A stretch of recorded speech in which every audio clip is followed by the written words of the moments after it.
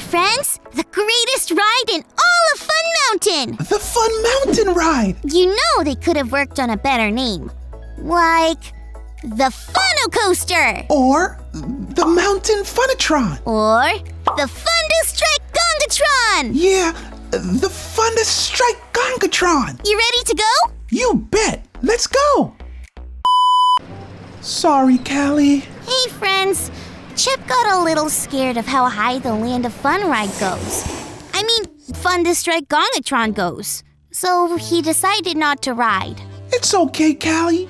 You should go without me. I'll wait here with your parents.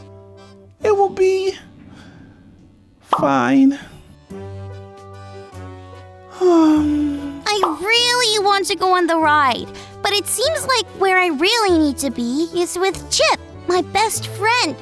What should I do? Let's check out our Bible story while we try to figure it out.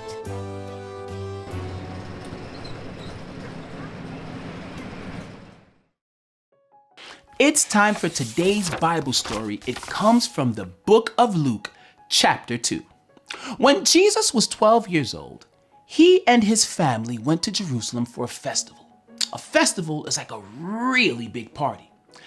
After the party, the family was on their way home. Jesus' parents didn't know that he had stayed behind and was still in Jerusalem. When they realized that he wasn't with them, they began to look everywhere. They went back to Jerusalem and found Jesus in the temple. The temple was where people hung out to talk about God. The things that they talked about was stuff that only grown-ups could understand. But Jesus was able to understand it all. In fact, he surprised everybody by how much he knew, even though he was just a young boy. Jesus' parents were upset. They asked Jesus, why did he scare them like that and stay behind without telling them? Jesus didn't mean to upset his parents. He just loved God so much that he told them he would be in his Father's house, which was a temple. Even as a very young boy, Jesus knew we can love God with our actions.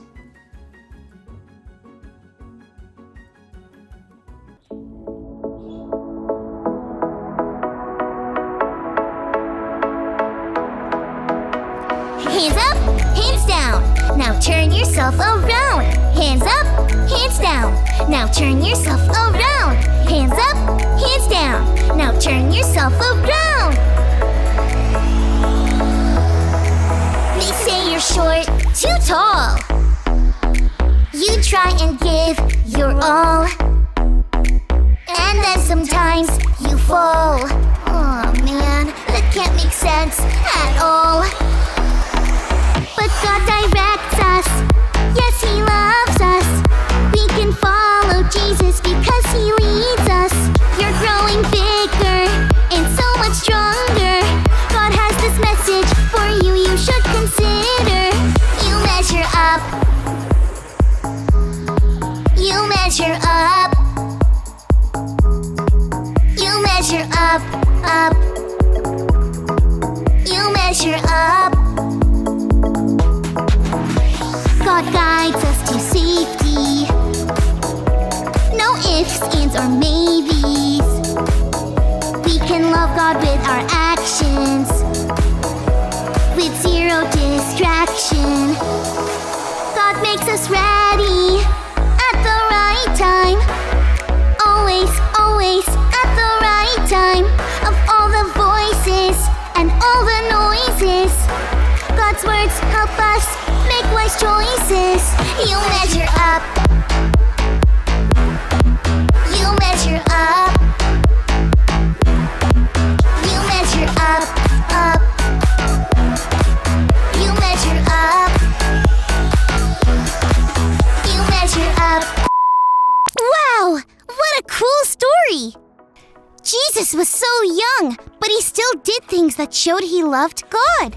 And in the story, he knew exactly where he should be, in his Father's house. I really want to go on the Fun Mountain ride, but I love my buddy Chip, and I don't think going on the ride without him would show that. I know what I'm gonna do. Hey Chip! Let's go find another ride to go on together. Really? You mean it? Yeah, it wouldn't be the same without you. Aw, thanks. That means a lot. Oh, look. The line is really short for the Gizzard Gulch Fling Swing. Now that means more like it. Let's go! Friends, I could have gone on the ride without Chip, but I love my best friend, and I wanted my actions to show it. Jesus stayed in the temple because he loved God, and his actions showed it. We can love God with our actions. Gizzard Gulch Fling Swing, here we come. Thanks for learning and growing with me. Bye!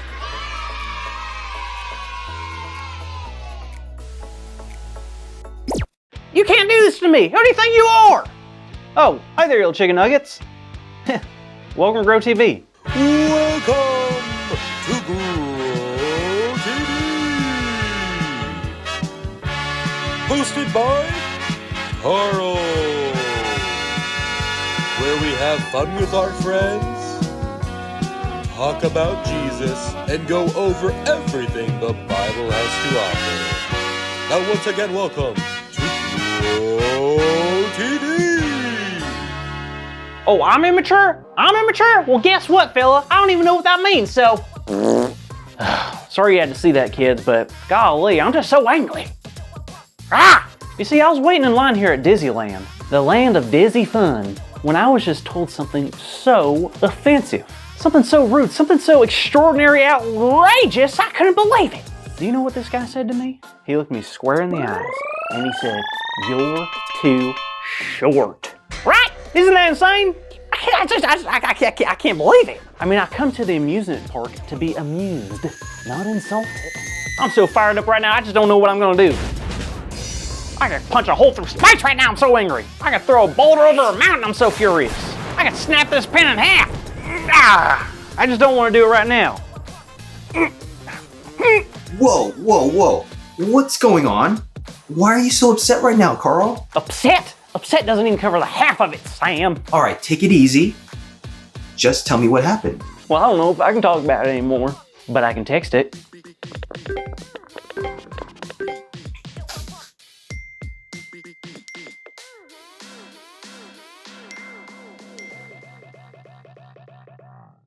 Oh, wow, Carl. He called you short? Yep, in front of everyone in the roller coaster line. It was humiliating. Wait, which roller coaster? The cheese puller? Yeah, I kept telling everybody that I was very excited to go on, but not anymore. Are you laughing at me, Sam? No, I'm not laughing at you. I just realized why he told you you were too short. Well, don't keep me in suspenders. Tell me. Carl, how tall are you? 5'8". Well, there you go. You see, the cheese puller is a special roller coaster that requires you to be 5'9" or taller to ride. He was just telling you that you weren't tall enough to ride the roller coaster. Are you kidding me? No, I'm serious. He wasn't trying to be mean. He just wanted to obey the rules of the park and keep you safe as well. Huh, well that's great then. Oh wait, oh no. What? What's wrong now? I feel bad now. Why? I yelled at the guy and I even called him a name. What did you call him? A two-headed butterbrain. I don't even know what that means. Oh no, well, I'm sorry that happened, Carl. I know it was a really tough situation and you didn't quite understand what was happening. I was about as confused as a seahorse at the Kentucky Derby. I know. But you know who else was a bit confused once? Mary and Joseph. Really? Oh yeah.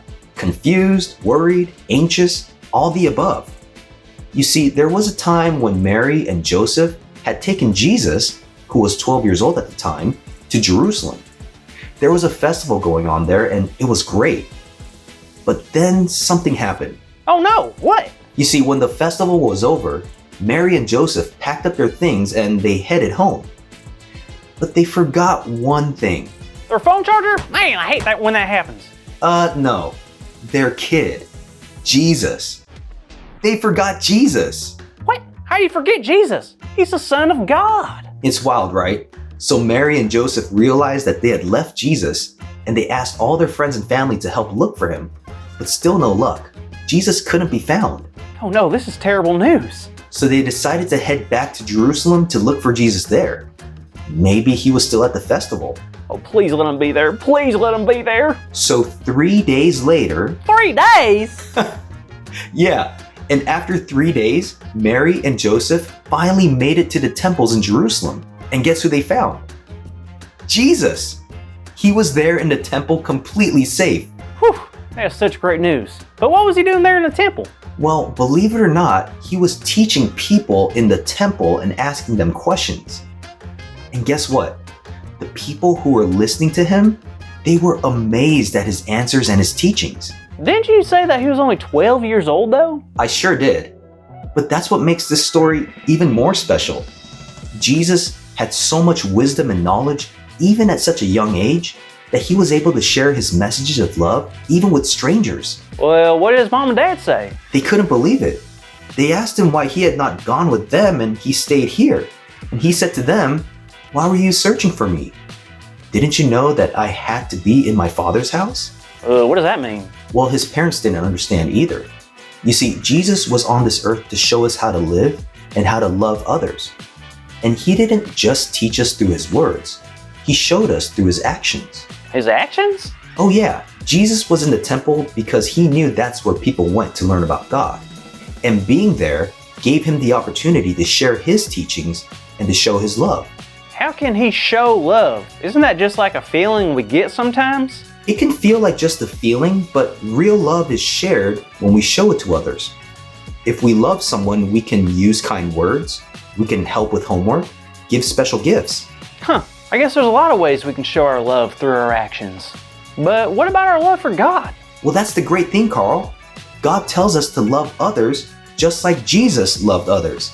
So when we love people around us, our actions are showing that we love God. Well, hey there, kiddos. Great to see y'all. This was such an interesting story about Jesus, wasn't it? He loved God with his actions and gives us such a good example to follow, which is why our big idea for today is we can love God with our actions. So on the count of 3, let's spin around like we're on a spinning ride and shout out the big idea, okay? Ready? Okay. 1, 2, 3. We can love God with our actions. Gosh, I think I got a little bit too dizzy. But before I leave, make sure to tune in to next week's episode of Grow TV, okay? Thanks. All right, bye. Thank you for watching and tune in next week for a new episode of